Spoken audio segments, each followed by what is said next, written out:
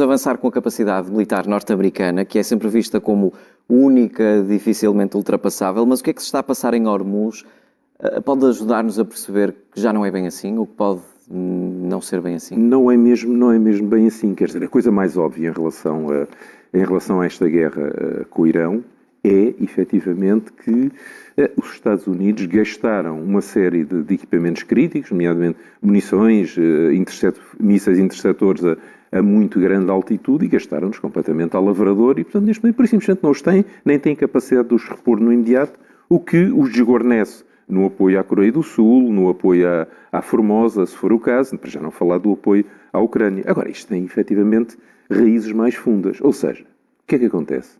Os americanos, basicamente, ganham a Segunda Guerra Mundial porque têm material melhor, simples e barato. O Jeep Willys, o cargueiro Liberty Ship, o avião de transporte C-47 Dakota, portanto, tudo coisas simples, feitas aos milhares e aos milhares e de uma resistência a toda a prova. Depois vem a Coreia, vem o Vietnã e tal, e os americanos começam a enverdar por caminhos mais complicados. A certa altura, nos anos 50, em plena Guerra Fria com os soviéticos, entram naquela maluqueira de que vamos miniaturizar as armas atómicas, de maneira, chamadas armas nucleares estáticas, de maneira a elas serem usadas no campo de batalha.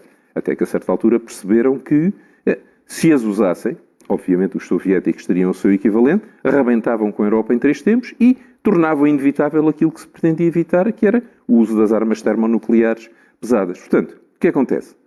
Derrota no Vietnã, humilhação e tal, e há um grande movimento de reflexão, vamos dizer, doutrinária, mas que também atinge o material, que é o Military Reform Movement, estamos a falar de finais dos anos 70, em que uma série de antigos oficiais generais, engenheiros, investigadores, políticos e tal, pensam como é que a gente vai fazer isto. E definem uma série de equipamentos que se caracterizam por ser, voltamos à Segunda Guerra Mundial, simples, bons e baratos. Pronto. E então, isso vai-se consubstanciar exatamente na era Reagan. E ainda hoje, o esteio do poder militar americano são 4 ou 5 ou 6 sistemas de armas do tempo de Reagan. Bom, temos o famosíssimo Black Hawk, que existem variedíssimas versões, mas ele aqui está. Portugal comprou 2 ou 3 para vários usos, nomeadamente também para combate aos fogos, e depois mais uma série de coisas deste tempo. O tanque Abrams, portanto, que foi usado na guerra contra Saddam Hussein, quer na primeira invasão, quer efetivamente na segunda. Mais coisas ainda dentro deste nível do simples e barato. O nosso F-16, quer dizer, que é suficientemente barato para até um país pobre como Portugal ter chegado a ter 2 esquadras deste avião, e depois temos, nomeadamente no mar, temos evidentemente os interceptores, o sistema Patriot, que ainda hoje existe, mas utiliza foguetes interceptores cada vez mais caros, e os contratorpedeiros modernos, portanto, no caso da Marinha, a tal classe Arleigh Burke, que está aqui, e, portanto, isto é que é o esteio, digamos, do poder militar americano. Quando os americanos se põem a inventar fora disto, fazem disparate. Mas podemos dizer, então, que os Estados Unidos, neste momento, estão a viver de uma herança? Não estão a saber inventar? Não, estão a viver da herança de Reagan, e, quando querem inventar, quando querem ir para além disso, começam a cair novamente nas coisas faraónicas e nos elefantes brancos, de que há vários exemplos, não é? Vamos ver. Nomeadamente o F-35. Agora, aqui está o F-35. Quer dizer, o F-35 é um Rolls-Royce voador. Portanto, é um avião caríssimo, com capacidades extraordinárias, mas caríssimo. Só para perceber uma das coisas, ele é revestido por uma pintura especial que absorve a maior parte das ondas eletromagnéticas, portanto, emitidas pelos radares inimigos, e, portanto, ele é relativamente furtivo.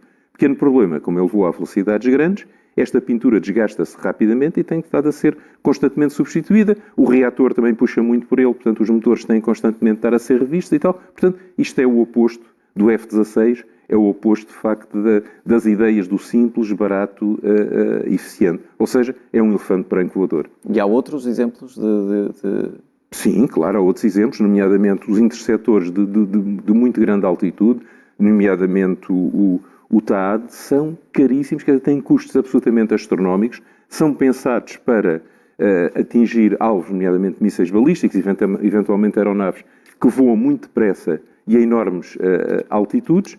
Pequeno problema, são caríssimos, mas depois, para coisas rústicas, como sejam os drones, aquilo não serve para nada. Ou então, está-se a utilizar num equipamento de $1 milhão para destruir uma ameaça que vale 7.500. Portanto, é uma coisa perfeitamente ruinosa. Ainda temos outros exemplos? De elefantes brancos?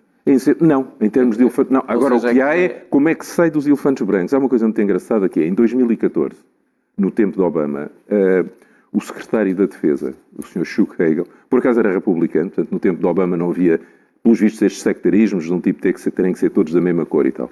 E Hagel faz um estudo muito interessante, quando era secretário da Defesa, em que enumera sítios onde era crítico os Estados Unidos ganharem novas capacidades. Cá estão eles, os enxames de drones, estamos a falar de drones pequeninos, mas muitos, a robótica de combate. Sim. E as armas de energia dirigida, ou seja, os lasers, que podem justamente servir para abater drones e muitas outras coisas.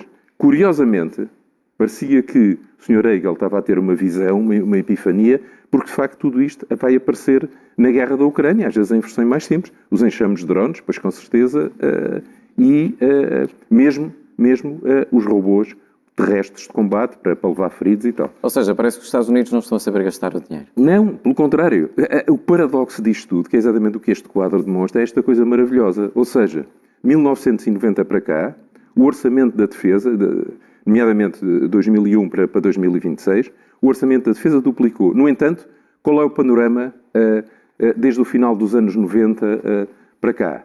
É que os efetivos caem praticamente para metade, reparem, de 67 brigadas para 38, os aviões 4.500 para 2.000 e os navios, enfim, estamos a falar dos grandes navios de superfície, 546 para 300. Mas, no entanto, o orçamento duplicou. Portanto, nós perguntamos, como é que isto é possível? Então, como é que os efetivos encolhem e os meios encolhem para metade quando o orçamento duplica? Lá está, elefantes brancos, vai-se para soluções caríssimas, gere-se mal o dinheiro e, portanto, cria-se a situação a que nós assistimos, que é, de certa maneira, caricata, não é? No Golfo de Hormuz, que é a maior potência militar que, a certa altura, é posta em causa numa guerra assimétrica por um inimigo que utiliza meios muito mais simples, mas funciona. E o que é que a guerra na Ucrânia veio mudar aqui? A guerra da Ucrânia mostra, para já, voltamos a esta visão do Sr. Chuck Hagel, portanto, a história, a importância da robótica, a importância dos drones. E, de facto, neste momento, os ucranianos dão cartas nesta matéria toda e, vamos lá ver, eles conseguem, com drones como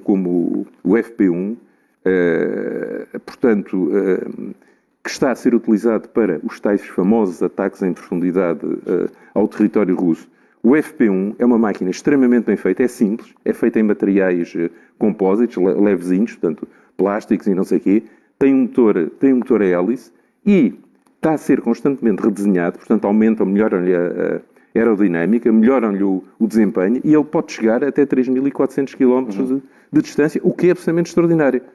São feitos muitos, portanto, quando se produz, é o oposto dos americanos. Os americanos produzem em pequenas quantidades, portanto, o preço unitário vai por aí acima. Eles não. Baixo custo unitário. São estes drones que têm conseguido permitir fazer estes grandes últimos ataques à Rússia? Às refinarias de petróleo, nomeadamente para lá dos Montes Urais, 3.000 e tal quilómetros, e chegam lá. E atenção, isto pelo preço é que nós aqui em Portugal compraríamos um automóvel já bonzinho, de 50 mil euros. Portanto, fazem para aí 200 por dia, portanto 30 e tal mil por ano.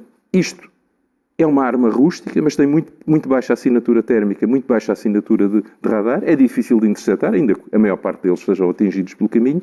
E tem os módulos de comando, o tal SkyMod S, que eles compram cá fora à tecnologia ocidental, e que lhes permitem fazer uma coisa extraordinária, que é o drone tem uma câmara, está a ler o terreno e está a comparar a imagem que tem do terreno com aquilo que foi programado para ver. Portanto, isso permite-lhe detectar desvios e corrigir a rota e também lhe permite adquirir o alvo na fase final do ataque e, sobretudo, não pode ser interferido eletronicamente. Bem podem os russos pôr lá empasteladores de sinal, não há sinal nenhum, portanto não há nada para empastelar. E, portanto, isto tem grandes forças, tem, apesar de tudo, uma fraqueza. Qual é que é a fraqueza? A fraqueza é inerente ao próprio aparelho que é, ou seja, como ele é pequenino, a carga explosiva que ele pode levar, na melhor das hipóteses, são 75 kg. Ora, 75 kg de explosivo a cair em cheio numa refinaria, seguramente causa estragos, incêndios e tal, mas é relativamente fácil e imediato de reparar, a menos que, e é um bocadinho o que está a acontecer com os ataques ucranianos, não seja um ataque de mas sejam salvas sucessivas, quase dia sim, dia não. E aí as coisas já saltaram. Mesmo para terminar, mas a Ucrânia está a saber fazer este equilíbrio entre a nova tecnologia e a convencional que ainda é necessária?